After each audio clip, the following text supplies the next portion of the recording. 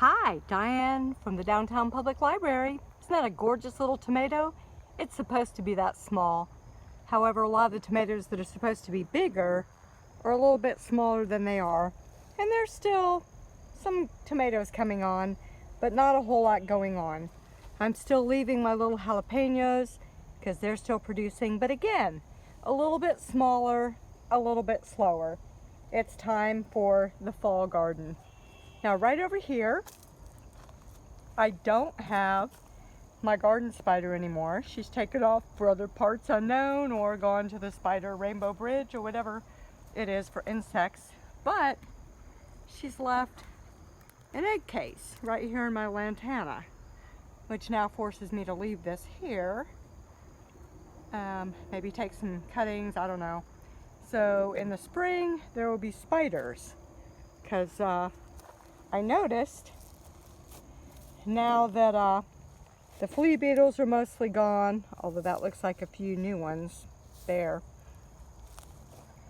After squash beetles ate every single thing that I had in this bed, including beans, and encouraged other nasty little insects to eat my beans all up. There's one that could be a seed. Luckily I have other seeds. Right over here, a nice little spider web. I'm thinking, buddy, where were you when those squash bugs were eating all my things? So, in my mother's famous words, which she repeated to me on Saturday when we were up there, we fertilize in the fall. And around, I don't know how many, several years ago, right around October 6th, October 15th, one of those dates, you could depend on a little bit of frost or a freeze. Anymore, I just don't know. So you're not done yet if you're a gardener, and what you want to do is tear up those old plants that aren't doing so well. If they're healthy, put them in the compost. If they're not, these, I know they were infected with bugs. I don't know if the bugs are gone or not. Those are going in the trash unless you have what they call a hot compost pile, which is hot enough to kill seeds and insects. And then I pulled back the mulch here, and look at that. Oh my gosh, that is like, you know, why don't I just plant the seeds on a brick? So definitely the soil needs to be broken up.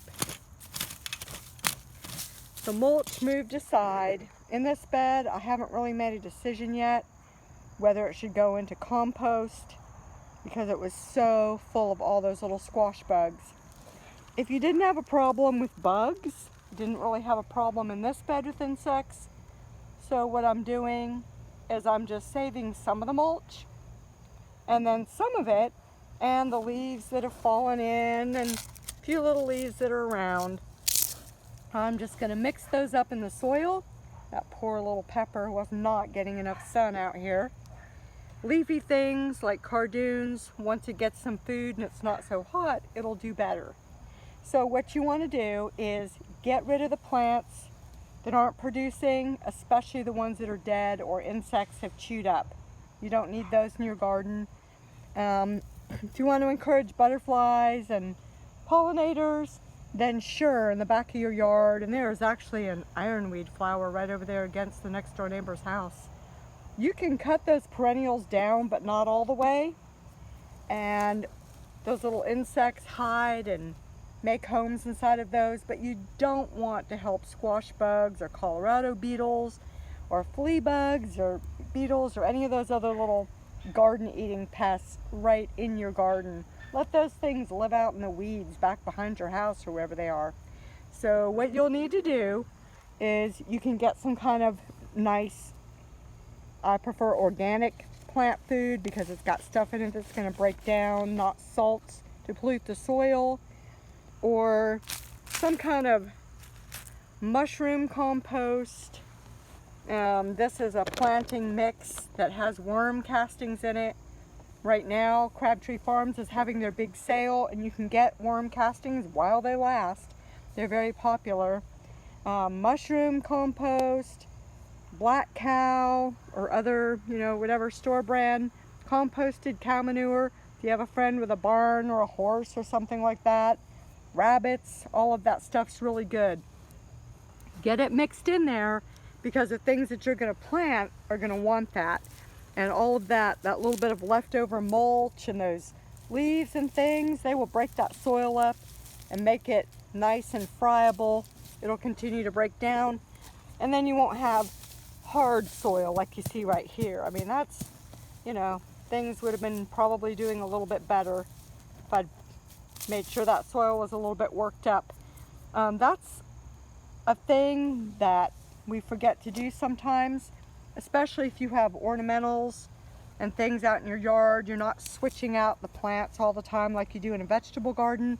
You've got shrubs and roses and other perennials like that, and surely you refresh the mulch. But before you do that, really take a look, because a lot of times the old mulch and the dirt under it is hard as rock.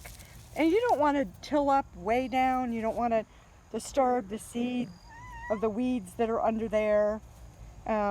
Ginger wants to help. But you do need to make sure that when it rains, that the water can get down into the soil. When you have hard soil like I've got in this other bed over here, guarantee it can rain and rain, and a lot of that rain just runs right off of the soil. So that's what I'm going to do. I'm going to leave some of the mulch and the leaves to improve the soil, break it up a little bit, use my little hand cultivator, don't need to go way down deep here. And then this bed will be ready to plant fall things along with the cardoon. The pepper I'll leave. It won't be there forever, of course. You know, after it gets cold, it'll die right away. And then in this bed, I'm going to go ahead and use some of the old mulch, all refreshed with other mulch. This bed, the soil was not that great. Even if a thyme plant can't make it, that's really sad. It was pretty neglected. I had to go back to work more often. This is a Brussels sprout, believe it or not. This is what happens when you plant things out of season. Sometimes it works, sometimes it doesn't, and this didn't. So right now is the time that you want to start those little broccolis, cauliflowers, Brussels sprouts, all that sort of stuff. You want to go ahead and get those started. And then when it's just a little bit cooler in a week or two, just watch the weather, then you can go ahead and set them out in your bed. Right over here, I've got some Tom Thumb lettuce to sprout. Lettuces like Tom Thumb, romaine, anything that makes a head. Of course, you can just sprinkle it out in your garden, but those are things that you can also start ahead and then pot up and put out. If you have something like this mesclun mix that I got, thank you, Chattanooga Public Library, yay. This is something that you can just sprinkle out in your bed. You're gonna find some heading things, some plants in it, but what you do is you thin it by pulling the stuff out, and then you have more space. Now over here, I have a lot of seeds that don't like to be planted and potted up. And I've seen some of these potted up, but these are seeds that are happier. Put them in rows, broadcast them, thin them and eat the little ones. But these are your radishes. Carrots do not like to be disturbed. You pull one up and try to stick it somewhere else, no. Turnips, rutabagas, thank you Chattanooga Public Library. Beets, mustard greens, I'm not sure you can kill them, but some things sort of go both ways. Here's arugula. I've seen that in pots, and you can just broadcast that too as well. Swiss chard and spinach, those are some things that you can go ahead and start them, or you can just plant them. And again, remember, some of these hard little seeds like the beets and maybe the Swiss chard, you can soak those the night before. Peas, soak those, they'll come up a little bit quicker. I've decided this time I'm planting way more than I think I need, and then whatever the bugs eat, maybe they'll leave me some. Kale, that's another thing. I've seen it potted up, but you can also just broadcast it. Doesn't matter. So head lettuce, You can start like your broccolis and cauliflowers and Brussels sprouts and all those sorts of things. Most of the root type things don't like to be disturbed.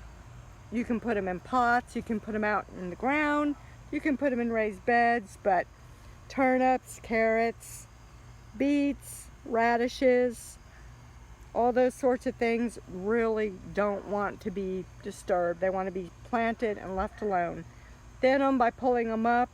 You can eat the little bits for microgreens or little babies. Even mosquito spray, they're killer tonight. But if you plant them the way that makes them happier, you might be able to get them to grow. Another example of, actually I got several nice little cabbages from these, even though it was kind of the wrong season. This one just got left out here and sort of a sacrifice scapegoat for some of the other insects. Hopefully deterred, but I don't think so this year. What a healthy, happy year it was for insects. Another thing that's important to do, you're gonna think you're gonna remember it, but you're not. Right now I've been like a mass murderer of squash bugs and angry and annoyed, but by spring I might totally forget. Get yourself a notebook. Doesn't have to be anything fancy. You can write down everything you planted. Smart idea, because I guarantee you will not remember next year. Write down what did well.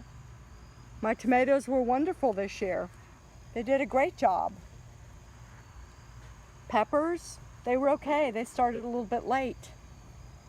Squash, other things didn't do so well. And then what I'm going to write down is, why didn't they thrive? Well, either wrong location, not enough picking bugs off of them during squash time, or you just may not know. Try a different variety. Plant them in a different part of your yard or your garden. Tomatoes can go in the same place every year. They don't care.